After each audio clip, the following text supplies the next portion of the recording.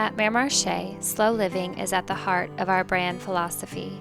Our products and offerings are designed to create moments of pause, allowing individuals to connect with themselves and their surroundings, fostering a sense of harmony and well-being.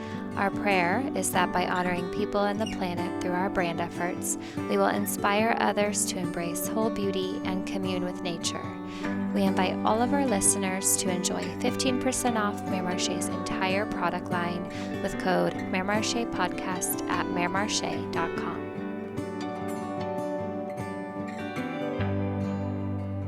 Hello and welcome to the Mère Marché podcast. I'm your host, Christy Wright, and today's guest is Tifany Khakdoust. She is the founder of the Great Love Club and A Slow Market. Hi, Tifany. Hi. Thank you for being with me today. I'm so excited to be here. Yeah, it's so nice to just sit together and chat. Yeah. I feel like every time we're together, we're like both busy, so it's really yeah. nice. We barely get time to say hi. Yeah. So I would definitely want you to share about the Great Love Club and all of that. But before we get into that, would you share a bit of your backstory so we can get to know you? Sure. Okay, let me know if there's anything specific. Let's see. I am not from here. I grew up in Ohio. I grew up in the countryside in a tiny little town, which I'm really grateful for because I feel like I realized the value of community so early on. Everywhere you go, you know everyone, and everything's ran by like small mom and pop shops. So, I don't know. I think I was like high school, and my mom moved us to Florida, so I spent some time there, back to Ohio, and then came here thinking I was gonna study fashion and be a big designer, and then quickly got out of that. This was like way back before there was like any like sustainable clothing brands to model off of, so I just really didn't like the ethics in the industry. And then oddly enough, I got into real estate, which is even worse, I feel like. So I spent a lot of my life just like in these careers that I could make a lot of money, but I wasn't happy at all. So I did real estate for about 10 years, and then I moved to Laguna and I started the club. So, yeah. Awesome. So what inspired you to start the club? It's hard to explain because there's so many different aspects, but I mean, I can piece together like bits of like I said, like growing up in small community and realizing like the value of like everyone like knowing each other and supporting each other, but also went through something really traumatic with my family. I went through a period where I had to stop making excuses for everyone, and I saw them for who they really were, and I had to disassociate from them. So I let go of basically everyone but my mom. And I moved out with my boyfriend, and we moved to Laguna, and I just got to a point where I had realized I had spent so much of my life like doing everything for others and what everyone told me to do, and I was over it, and I didn't care like how much money I was making. So I started the club just to find friends. That was the beginning aspect of it, just to create like small gatherings so that I could meet people that had I guess a similar heart was what I was saying in the beginning. I just wanted to find kind people.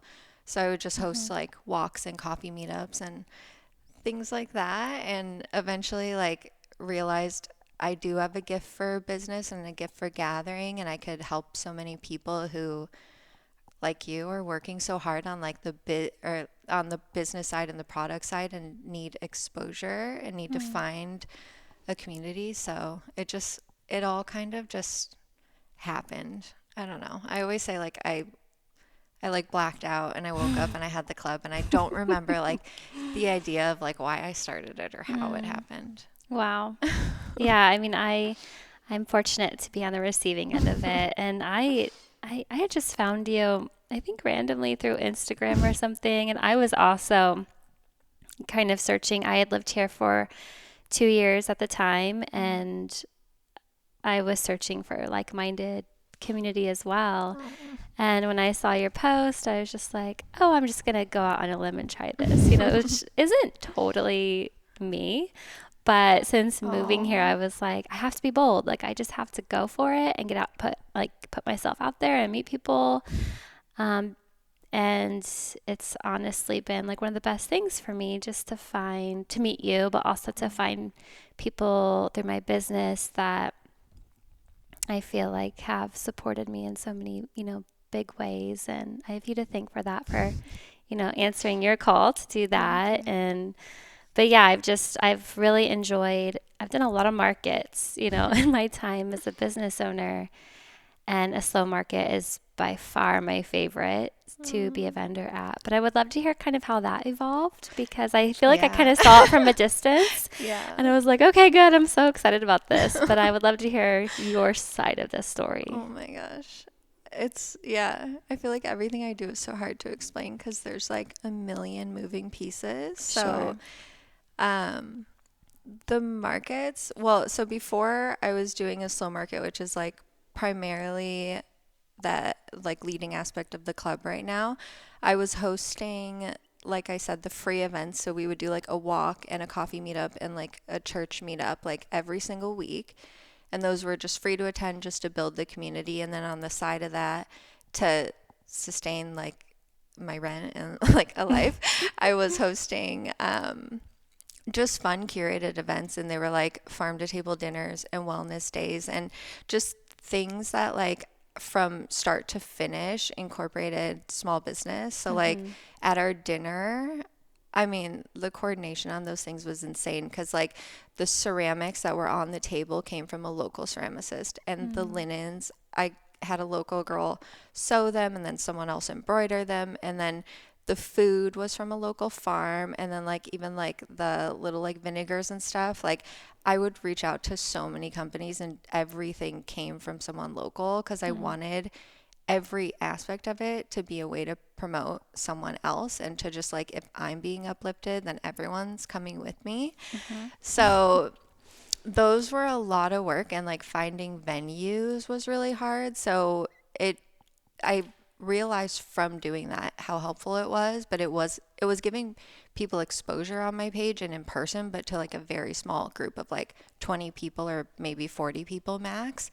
So having a market was just something I've always wanted to do. Even before the club, I just went to all different markets, and I never went to one that was like, every vendor here is amazing, or I never saw anything that was like geared towards like wellness. And I'm so picky with what I put in or on my body, and I would go around and be looking at the back of every product or asking them questions, and I couldn't buy anything. So the idea was just to create a space where someone like me could go and know that I'm like more picky than you'll ever be, and I've vetted every company there. They're all amazing. They fall under the slow living umbrella, which is sustainable, local, organic, and whole. And overall are just like great people and good products to incorporate. Like I really strive to find things that are like everyday use that you might not think it's like toxic, but like your child's toy, or like, I don't know, like just household like cleaning products, things that like you are using every day that it will challenge you to think about it. So the market, again, I don't know. I just know I had the idea, and I met up with like a coffee shop, and they gave me space to do it, and it was really successful the first time around. And then I wanted to do it every month, and no one thought that was a good idea. And then I just did it. I took 1 month off, and then I just did it. So this last one was the 12th one. So we did it for a year straight. Yeah. And they're all amazing. Like everyone was just like so successful and so much fun. And I feel like the key was building the community first. And educating people on like, what is my mission? So if you're coming to my event, you know it's to support small business, but to also support wellness.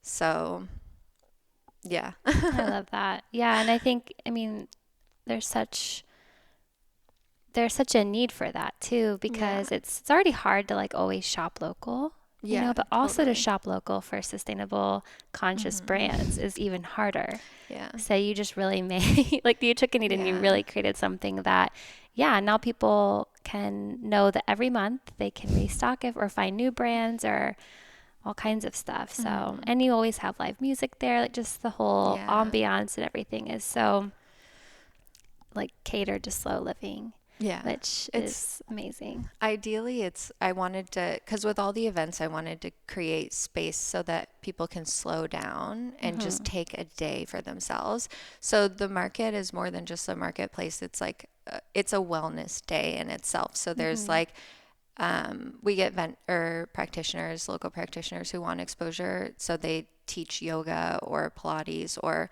they'll do a talk on like consciousness or health, Yeah. or we've had a lot of girls doing acupuncture lately, which has been I like love the that. biggest hit. Yeah. So there's that. So you can actually take time, and those are free to come attend. And so you can take just like 30 minutes to give yourself some care. And then there's the community itself is like very loving and healing. So having like the entertainment, or to have it on a really cool venue where we can just hang all day. The idea was that you could come and you could either be from our past events, or you could just be brand new and never been there, but you're going to be immersed in the community and able to make friends that day, because we're all just like there to hang. And it's just creating that atmosphere so everyone can just like take the day. Yeah.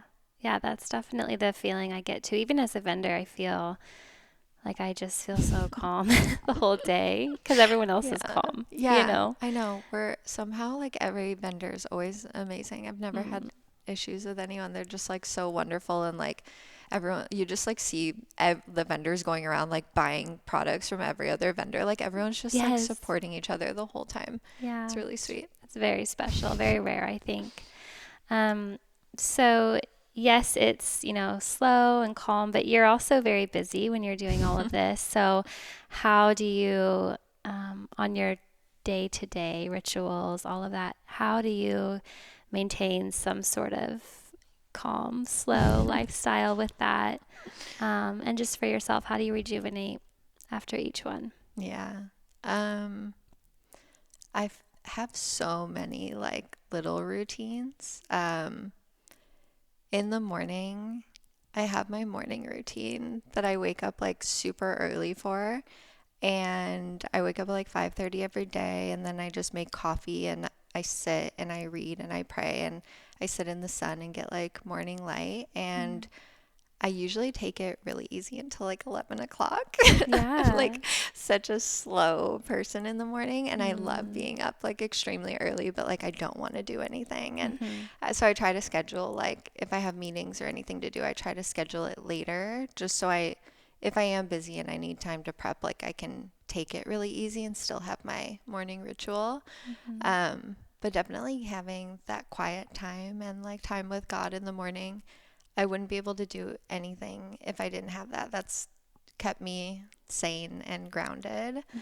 Um, and just throughout the day, I have like so many skincare routines. Like I love using like the gua sha, and just like having like little moments where I can like, I, I usually sit outside, especially if it's nice out, and just like we'll sit in the sun and like just take like 10 minutes to do like a face mask or something along those lines, or even just doing like a facial massage, lots of that kind of stuff. And then just throughout the day, like I drive really slow. I do everything very slow. I just try to like not hurry and take my time. And yeah, I think the important thing is not like over scheduling yourself so that you don't find yourself rushing from place to place or meeting to meeting, because that's when you can't keep any of those values. It just goes out the window. Yeah.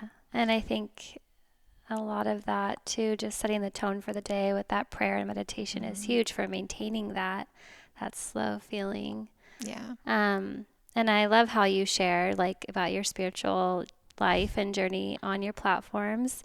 I'd love for you to expand on that more. Is that something that you've always had? Did you find it somewhere along the way? And how has your prayer life grown and all of that? So I grew up Christian. My mom was always like a very good example of what a Christian is. She was always, she just taught me a lot about love and self-care, and like she would always talk about this, like taking the time for yourself. And if you've had like a bad day, like you sit and you read, or you take a bath, or you do something for yourself, like you always get back. So she's been a very constant reminder of just like peace and love in my life. She had like a really hard childhood, and then a really hard relationship with my dad, who's one of those people that I don't speak to anymore. So during all of that is when she found God, and the stories she's told me of like the things she's seen and how he's been there for her just like inspire me immensely.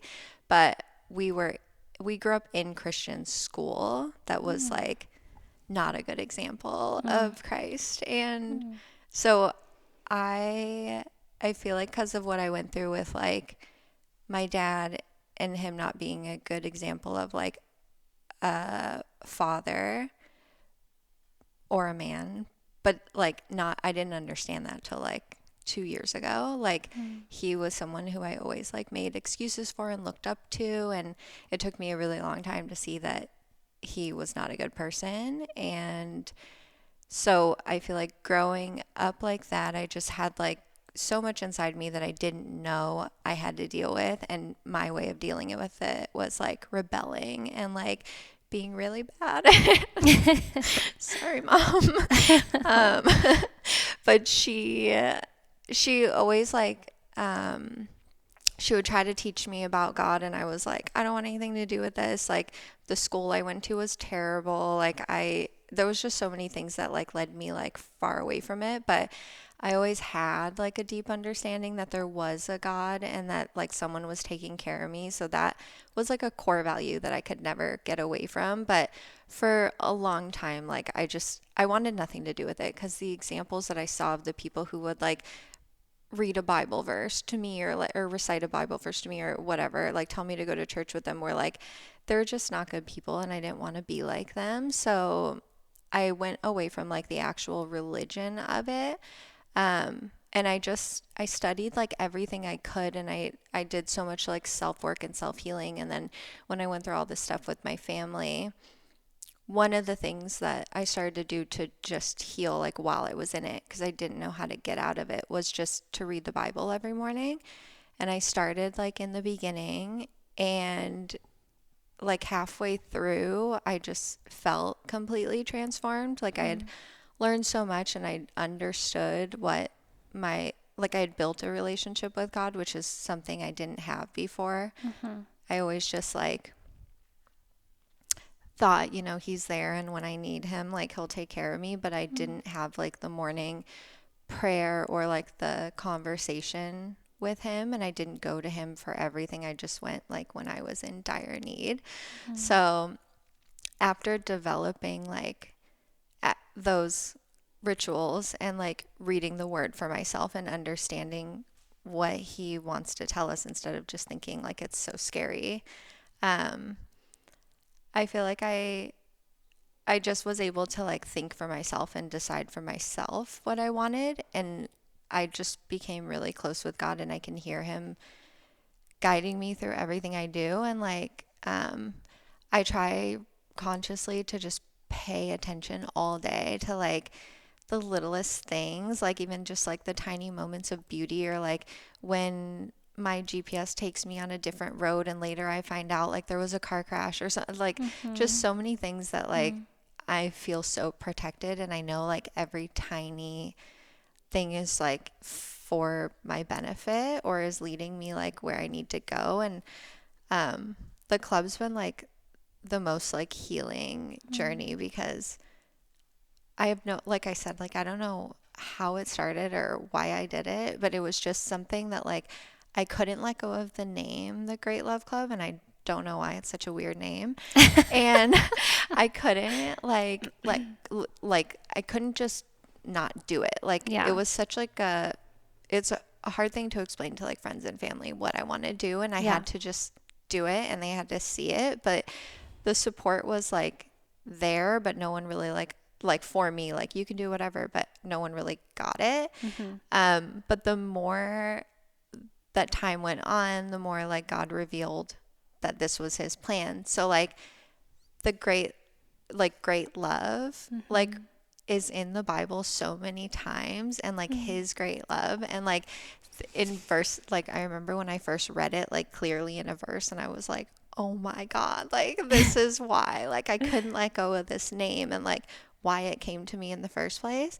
And then seeing people's journey like with me, like being able to help people and just being able to serve and be like an example. I feel like this is just like the club to me is like, it's just my way to serve and to like show the love of God and the love of Jesus. And I don't know. Yeah. So I just, sorry, long story, but No, like, I love it. I feel like all like throughout the day, like I'm constantly, now that I understand that like God is always with me and I don't have to just come to him for the small things or the big things, I'm constantly asking for the small things too. So like even on the way here, like I prayed for both of us just to have like the words and to say like what we need, or what he wants us to say, so that maybe we like inspire someone else or whatever he wants to get out there. And I feel like just I have like my time with God like every morning where like I sometimes I'll say like really long like elaborate prayers, and sometimes I'll just sit in quiet. But throughout the entire day, I'm constantly just like praising him for every tiny thing, and that's something that has changed my life. Like when I learned to like see God in everything, I can't see anything else. And it's like, it's so healing just to go through life and be like, thank you for like this parking spot, or like thank you for like putting that person's like words in my mind like 5 minutes before this other person has something like grumpy to say, because like I see that you gave me this so that this doesn't affect me. Like seeing like the overall, like I don't know. Yeah. Yeah. You said something like sometimes you just sit in quiet, and that's like the meditative part, right? And I think that I also grew up Christian, and I've always, prayer's always been huge in my life, and I've always had people that I know are praying over me daily, and just hearing you say that like makes me weepy. Oh.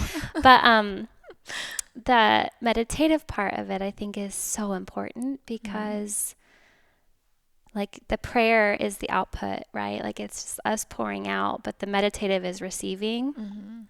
And it's like allowing that whatever word, he wants to give us, or whatever he wants to prepare us for, I don't think is truly possible unless we just sit in quiet and we enter this space of just being still, which is really hard in today's culture. Totally.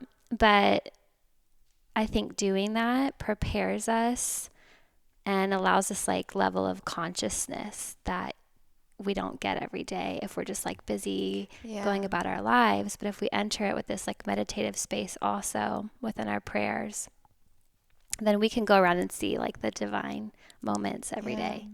And I think about times in my life when I've been really wrapped up in motherhood or my business or whatnot, and I don't see it as clearly. And then times where I'm, really just taking the time to listen, to pray and to listen. And then the divine moments are so obvious to me throughout the day. And sometimes it's allowed me to step into things that I probably wouldn't have stepped into had I not already prepared my heart for it and allowed that preparation to happen. And that's, I think, where like real growth happens too, so I love that. And I've just been so encouraged, to hear your story and everything. And what's one way that you really prepare your space? Like, I know you said you have your morning coffee. I guess, how would you explain, like, where do you feel like the most, like, in your element? I mean, Yeah, I feel like your home is your sanctuary. So it's like my home is very healing. I love having people over, but like I feel like are a little more picky with like who comes in because we understand like the energy stays. So we've created like a very safe space in our house. And my relationship with my fiance is like the most healthy, amazing, supportive relationship I've ever had. So I feel like so safe there. And I think that it helps like to have like your like prayer time be like your first thing in the morning when like it's quiet and you feel like very safe and comfortable, and you're just waking up and you're able to like think clearly. You haven't went halfway through the day and now you have all these like to-do list or things people said or whatever like distracting you. So I love having it first thing in the morning. I usually like sit in my living room, which I've made like very cozy. We just have like two twin organic mattresses on the floor with like big pillows, so it's like a floor couch, which is very grounding also. So that's a great space. And then like if not otherwise, I'm just like in nature. Like I can find God like through a hike or anything like that. But I don't have like certain things I do besides like making coffee and like reading the Bible. And I feel like those things just get me like into that space right away. But it's taken a long time to feel like that's normal and I'm not just like doing some kind of act. But I think, like thinking about your time with God as like a relationship is something that's really helped me. Like any relationship, there's a back and forth. And so it's not just me speaking or me asking, it's me listening too. So like you were saying, like the giving and then the receiving.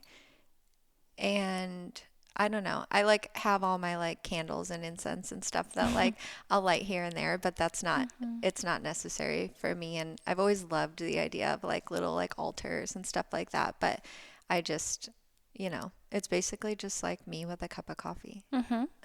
Yeah, I love that. And I think that, when you like start out that way, sometimes in the morning can feel like more of a lonely time for people. It's like the quietest part of the day. There's less people around.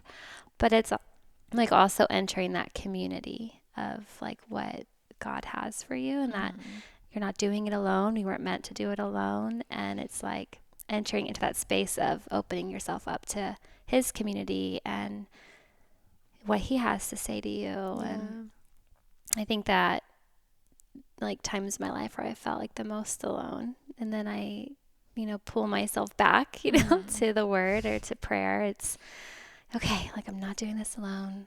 Like it just reminds me like he didn't create me to feel this way. And it's such an easy way to tune back in. So That's so important because I mean you literally were made for community and for a relationship. And if you feel like if you don't take the time to realize that, like, I mean, even if you are like physically alone, you're never alone. Like he's always with you. That like, I don't know, it gives me so much strength to like think like I don't need to know everything. I just need to go where I feel led, and like he'll open the doors and he'll move mountains to take care of me. And it's very comforting. Yeah. Definitely. I definitely have taken like so many like crazy risks with the club and like with like giving up like real estate and like high paying like careers and stuff just to like follow what I think is my calling. And it's all like worked out. Yeah. In like the most insane ways where I'm like, how did that even happen? Like, there's no denying that it's God. Yeah, absolutely. Oh man, I feel like there's so much you could talk about like with this topic. So for someone that maybe hasn't ever had a prayer life or even like been meditative, what what sort of advice would you give for them to begin their journey? That's a cute question. I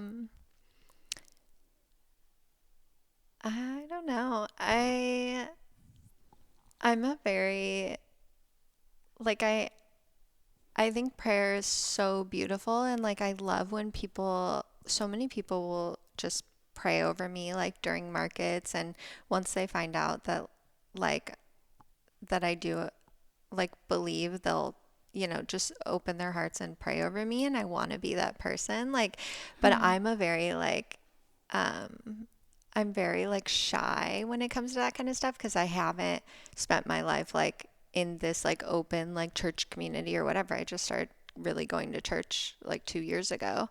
So I like to understand that it's just my like way to talk to God. It's not this big fancy thing where you have to say the right things, or there's no like there's no real formula for it. It's just, and prayer usually comes like when you're at your lowest. That's like when it's the most powerful, when you just like give up everything and like cry out for help. Um so I feel like like understanding that there's no formula, and there's nothing that you have to say to make your prayer valid. It's just, first of all, like the belief that God is there and God's going to help you, and that He wants to help you like a father.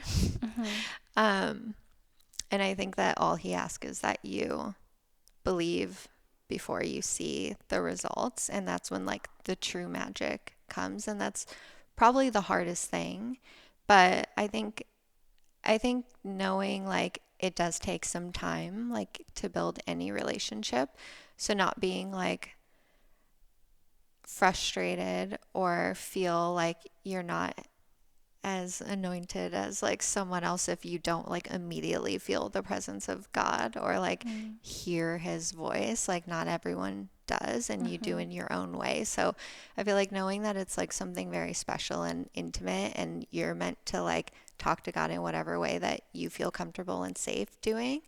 And that over time it gets easier. So I'll like sit when everyone's asleep, and I'll just like pray out loud because I want to get more comfortable and like open.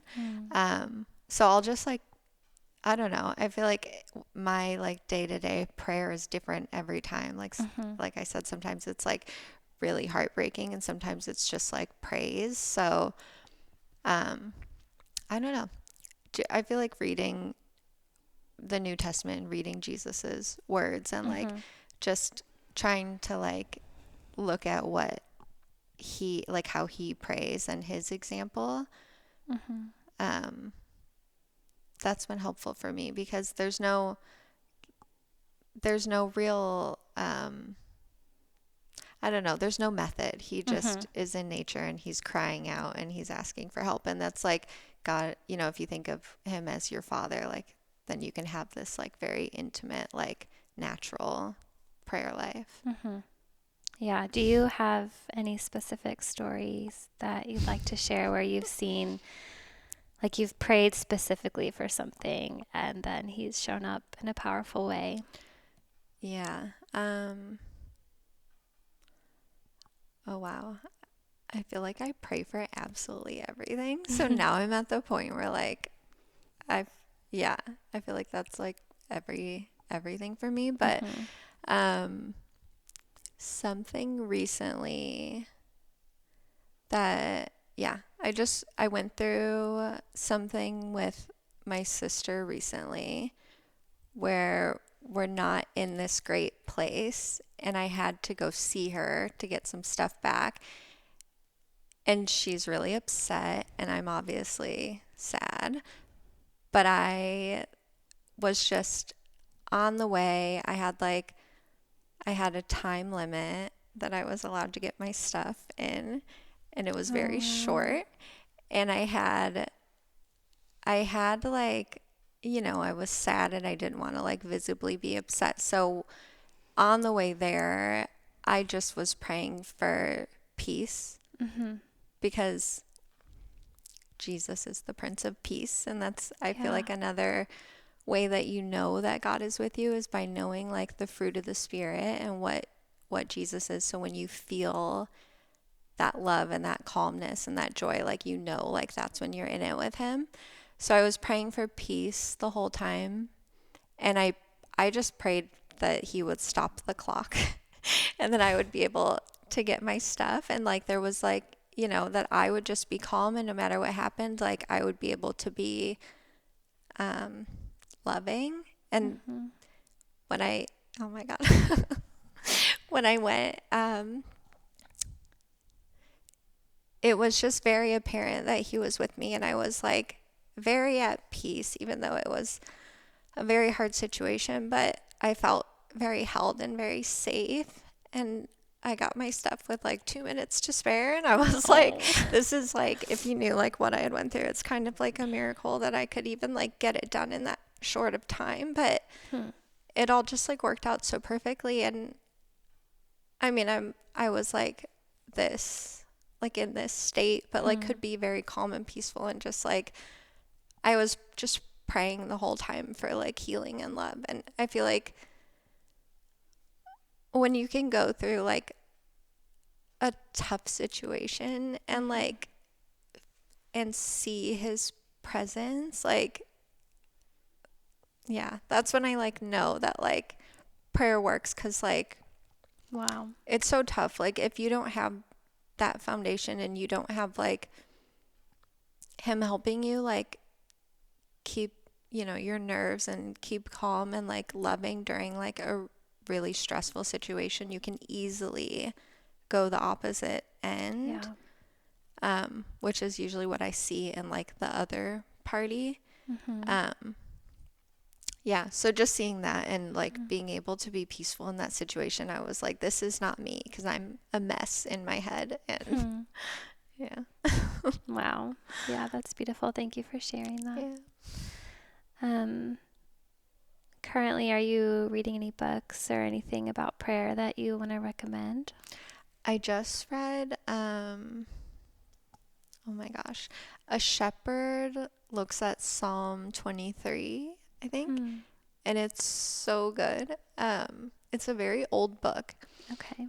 And he just goes through the Lord's Prayer that David wrote. And it's things that, like, if you didn't grow up on a farm or you don't have sheep, like, you're like, oh, this is like a cute prayer. Like, you don't get it. You're like, yeah, the Lord is my shepherd and I shall not want. And then you read his explanation of, like, what a shepherd does. Like, he takes each little sentence and breaks it down into, like, the year-long life of, like, a shepherd and his sheep. And it just, like, completely, I don't know, it makes you realize like how much God's actually protecting you. Like he just talks about how like I forget what exact verse is, but like the shepherd goes ahead of his flock and like clears any like dangerous weeds and things that would hurt the sheep. And sheep are very like, if left to their own devices, will just be like very routine or like end up destroying the land. So there's like a lot of care from the shepherd to make sure that they have this amazing life and that they don't just like eat from the same spot and end up like ruining it so there's nothing left. So that book is just so cool. It's like, it's very simple, but yeah, you'd have to read it to know. Yeah, I love that. We'll link it. We can Yeah, link it in the notes too. Yeah. Do you have like a favorite verse that you go back to time and time again? Not to put you on the spot. I know. But I'm one of those people who, if you ask me like what's my favorite band, I'm like, yeah, or book of the Bible. I don't Do you have know. a favorite that you? I have so many. I mean, I feel like Ephesians is very beautiful, but I think lately I've been reading Romans like over and over. Okay. There's just like so much wisdom in it. Yeah, I don't know. I wish I could think of like examples on the spot. No, that's perfect. Yeah, and I want to go back to, you know, when you were like, you don't have to like know the words to say or have the words to say. And I always think about how Jesus is always like, let the little children come to me. And they don't, like, they're not well versed in the Bible or anything like that, but it's the Spirit that they bring. And recently my kids and I, we have about a 20-minute drive to their pod 3 days a week. And I was just like trying to think of ways where my mom always did with us. My mom always did this with us growing up, like just having prayer in the car over a need or someone that we knew or ourselves or our day ahead. And I was like, okay, I feel like my kids are at a good place to start this understanding and whatever. So I was like, okay, let's pray for this while we're driving in the car. And just hearing the words that come out of their mouths is just the sweetest. And they're simple words. Innocence. Yeah, but their heart is so pure in it. And I think that's all that matters, And yeah, totally. It's the intention. Yeah, and it's so, I'm always like, choking up in the car over just their sweet words and who they're praying for in that moment, or who who maybe they think of while they're praying that they instantly shift and pray about. And that's really sweet too. And I think that's part of the process too, is sometimes during your prayer, you might be praying for something, but also asking God for the words, because I've had so many times in my life, I have had friends, I'm going through something, and I have friends that call me and like, how are you? What's going on? Like, I just feel like I need to pray for you today, and it's like, oh, wow. That's sweet. Yeah, so many times where I've just been blown away by how he speaks to someone else. So I think that that stance of prayer also allows you to be like a vessel to communicate that. And that's really beautiful how that works. So that's my favorite word lately, is being a vessel, because that's one thing that I do pray for every morning, is that that he will use me as a vessel to spread his love. So I'm like, do whatever you want, through me, and I'll listen as much as I can. But I just want to be a vessel. I don't, in the end of the day, everything that I do is very fun, and it's a blessing to me as well. But I just ideally, I don't care what I get out of it, financially or anything like that. I just want to help people, and I just want to be a vessel so that people can see Jesus through me and maybe build their own relationship with him because of the example of if this is what a relationship with God is, you should look at me and want that too. So that's all I want to be. Yeah. And similar to you, I grew up a pastor's kid. Oh my gosh. And so did my husband. I always wished I was a pastor's kid. Well, thankfully, I feel like both of our fathers were just such wonderful examples at home. They were the same person at home as they were at church, which I think is kind of rare. And we're both so grateful for that. But yeah, I definitely had to find my journey, because when you are in it, all the stories, or a lot of the stories. You see people in a different light that, are put on a pedestal. And it just, through my adulthood, just trying to understand that okay, I don't need to have all the answers.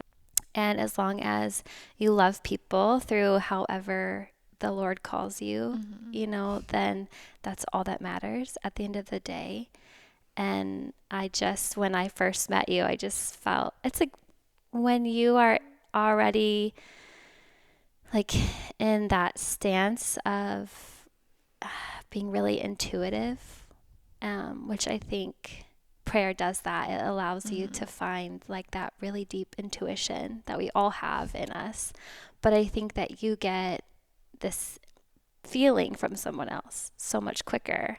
And when I first met you, I was like, oh my gosh, I love her. Her spirit, her calmness, her acceptance, and then the more I've just gotten to know you, when I decided to do this podcast, I knew I wanted to I don't want it all to be, about the same thing, but I knew I wanted to have a moment to talk about this. And you were the first person that popped in my head, and I told you that. And you were That like, makes me so happy. you're like, oh my gosh, I've been reading all these books on prayer. And I was Yeah. like, okay. Just confirmation that I think that so much of this topic can feel intimidating, or it can have a lot of like shadow sides to it, right? Because we see this, and then we see all the parts that come with it that some people have had bad experiences with, or are just maybe not ready to dive into all of it, or just figuring it out. And I think that's totally acceptable. And to Jesus, it's like he wants you to come to him as you are, in whatever state you're in. But I love that you are so open about where you're at in your life. And I just thank you for being a blessing to me, but I know to so many other people. So, yeah. Well, I definitely got the same energy from you right away, and your whole family. Meeting your husband and your kids was like, of course, these are yours. Like, they're perfect. You're very sweet. Yeah, and I was thinking about how you were talking about your fiance, and I think that's a big piece of it too, is like your partner, like feeling like, even though Caleb, my husband, and I, we have had to find our own journey. Like, we grew up a certain way and still very much believe what we believed growing up, but also you have to like figure out your own path, and you have to figure out your own relationship, with Jesus. And it's great to have that partner that you feel like you can do that with. Yeah. And I think that's a huge piece of it too. Totally. And he has very different like terms of what he calls God and what his relationship is, but the core of everything we believe is identical. And we'll talk about it for so long, and he's so open to like hearing my side, and so it's sweet when you feel comfortable enough to like have that deep conversation, and to like and you have to figure it. I mean, I grew up in, the church I grew up in was like, you have to believe this, like this is it, and there's no like questioning it. And I feel like that's where the church goes wrong. And that's where like most people's like church trauma kind of stuff comes from, is like just not feeling like you're even able to like understand it better by asking questions. So I feel like it's so nice to like have the conversation with you and be able to like, even to understand your story, and to like hear that like you had to, you came from this upbringing, but then you had to do your own time and research and have a relationship, and then you come to like your own understanding, and it's beautiful. Yeah, thank you. Yeah. I'm sure people are going to want to reach out to you or find you, or like be in contact with you. So where can they find you? When's the next, let's see, so this, I would say 2024. How do you know the dates of the slow market or anything yet? Okay. I don't know. Okay. I'm rethinking. Okay. Sure. Which we can talk about that too if you want, but it's a process, right? I've been very like flowy with it, and I've been, like when I like started out, I was like, I don't know what this is, like do whatever you want, and it turned into so many different iterations of what it was, and it turned into just the markets at one point, and now I'm like, I want the events back, and I want a physical space. So I'm gonna take January off and just kind of figure it out, and there's a space I'm trying to get, and we'll see what happens with it. But I just want like I want to be less on other people's terms as far as like the venues and even like the weather, like having, the whole market be canceled if it's raining. That's like so hard for me. Yeah. So I want to figure out what to do, and I'm just praying about it, and just being open to whatever it turns into. So I've had some cool opportunities come up, but nothing's solid yet. So we'll see. Yeah.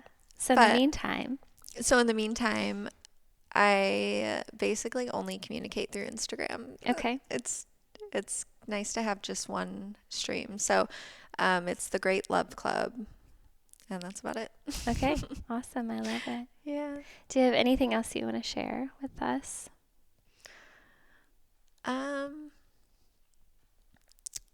No, not really. I'm so grateful. I feel like this has been so healing, and it's so sweet to know you and to just be able to have this community with you. And The same. Very much the same. Thank you so much for doing this with me today. I'm so grateful. Me too.